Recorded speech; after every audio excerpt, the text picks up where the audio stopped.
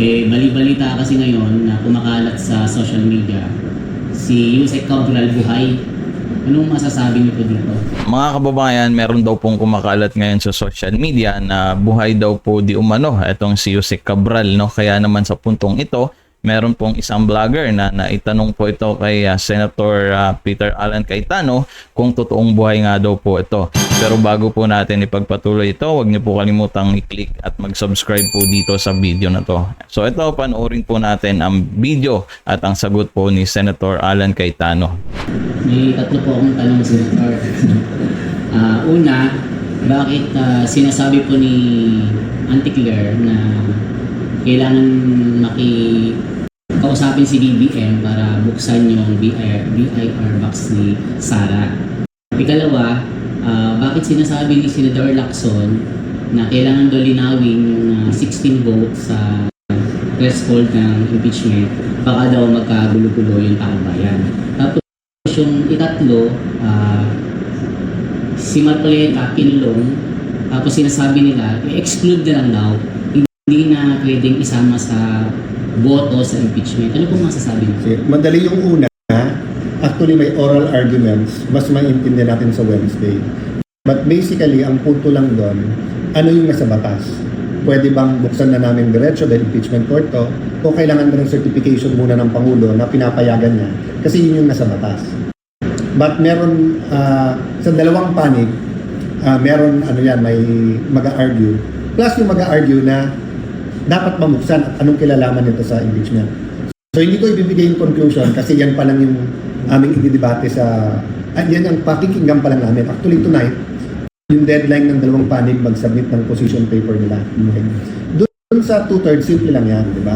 Umulit, babalik ako sa rules.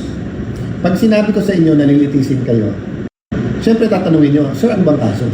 Tatanungin nyo rin, sir, saan nyo kami nilitisin? And tatanungin nyo rin, sir, anong appreciation ng ebidensya o quantum ng ebidensya? So lahat ito ay napaka-importanting rules. So for example, pag napunta yung petition namin sa Supreme Court, 15 sila. O di syempre magtatanong kami kasi pag wala naman rules, majority yun. Pero pagka meron rules, diba? So in the case of the impeachment, nakalagay kasi doon 2/3 of all members. Anong problema?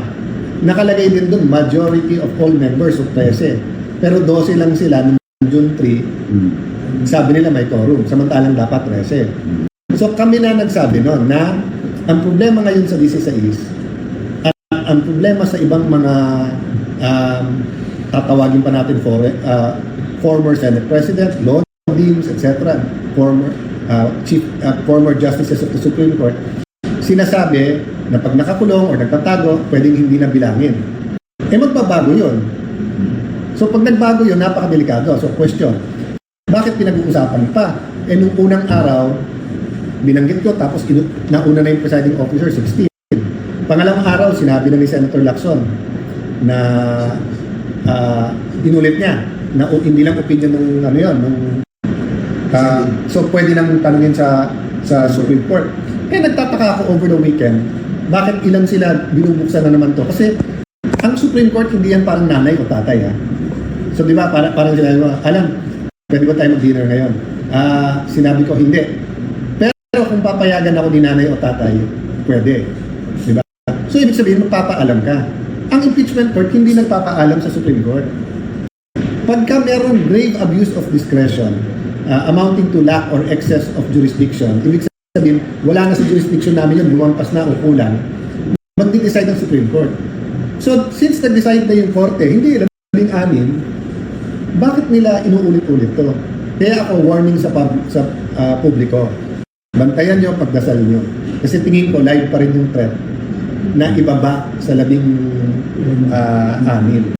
So kasama doon yung sinasabi kong kung tayo naman lahat nag-agree na 16, anong masama ngayon na pag-attend din natin si Senator Jinggoy at Senator Marcoleta? Bakit? Kasi pag 16 ang kailangan to convict, kahit sinong wala dito at hindi ka makaboto, ang boto mo, equivalent nun is to acquit.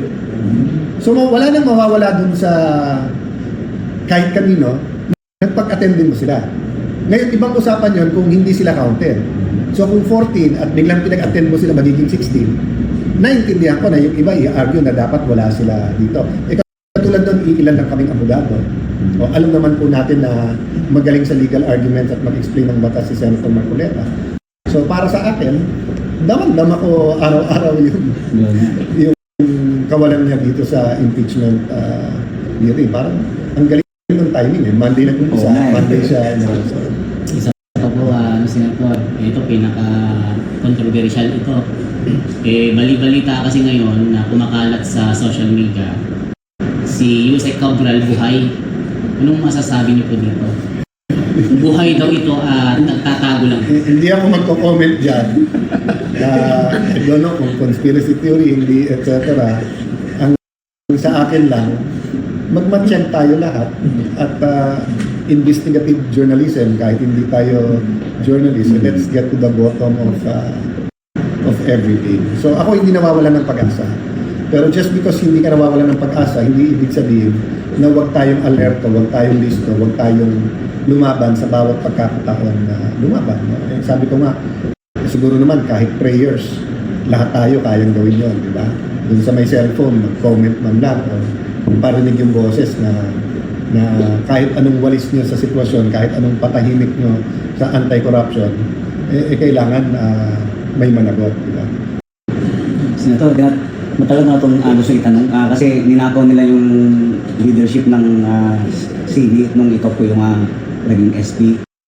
So, ang tanong ko, pwede pala yun yung ikaw yung Senate President tapos hindi ikaw yung presiding officer. Ano po ba yung mga tinis? Okay, well, two things, no? Ninakaw, mabigat. Okay. On one hand kasi, wala naman nagmamayari ng Senate Presidency. So, at any time, kung sino may gusto. Ang point lang naman ng grupo namin noon, alam naman namin na in one way or the other, nakikialam ang Malacanang. Pero yung magdikta na, hanggang sa umabot ng may barilan dito, hanggang sa umabot na may takutan and everything, mali na yon kasi dapat independent yung Senate. Having said that, yung issue sa presiding officer, yun nga, may continuing objection kami kasi naniniwala kami na pagka may korte, may rules. At hindi pwedeng nag-umpisa na, babaguhin mo yung rules, lalo kung ma-apektuhan nun. So, hindi ko sinasabing maganda o hindi. Yung pagpapatakbo ni Senate President, ni former Senate President Escudero, in fact, some of you might say na maayos yung pag-preside niya. That's fair. But hindi yun yung point. Yung point, di ba, hindi pwedeng sabihin ng batas, pag kinasuhan ka sa Sandigan Bayan, tapos kinasuhan ka sa Court of Appeals.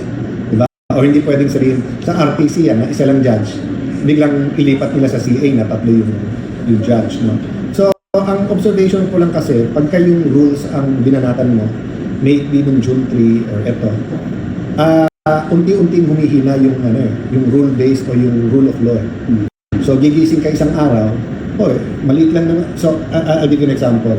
Sabi sa amin ng isang police, narinig namin sa isang senador, technicalities na naman yan, rules lang naman yan. Importante, maintindihan at mabilis yung taong bayan. So sabi niya, sir, ang hirap panuorin nyo kasi kami, ulit-ulit kami pinapatawag sa korte, tapos pag nagkamali kami sa technicality, mapapalaya yung hinuli namin.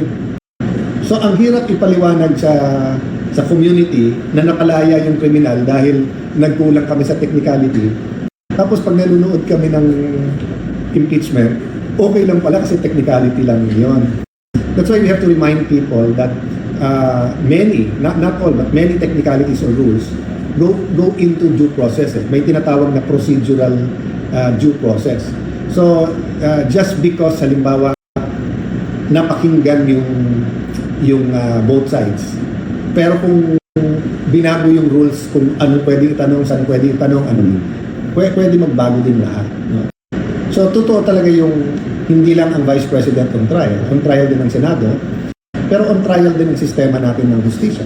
Diba? That's why nga paulit-ulit ako na 30 linggo itong, kung masusunod yung listahan nila ng witness, 30 weeks itong trial. So siguro naman, yung ibang hearings sa corruption, mahahanapan din natin ng oras. Kasi hindi mo pwedeng sabihin, basta corruption, laban kami. O, sige, anong ginagawa niyo ngayon? Laban sa Vice President. O, paano yung ibang gusto ding investigahan? Diba? So ito yung follow-up ko. Wait lang sir. Follow-up ko lang muna sir. Kasi ang daming gustong marinig ng taong bayan na dapat maimbestigahan na itong flood control. Kasi nga po, ang nakikita ng taong bayan is andun na eh, nakaset na eh. Yun sana yung uunahin. Ang nakakalimutan kasi siguro nung iba, lalo nagsasabing dyan na lang ba, di ba sinabi ni Senator Erwin Tulfo, parang dyan na lang ba iikot yung mundo natin. Nakakalimutan kasi pagka ang isang skandalo ay napakalaki at nagiging simbolo ito.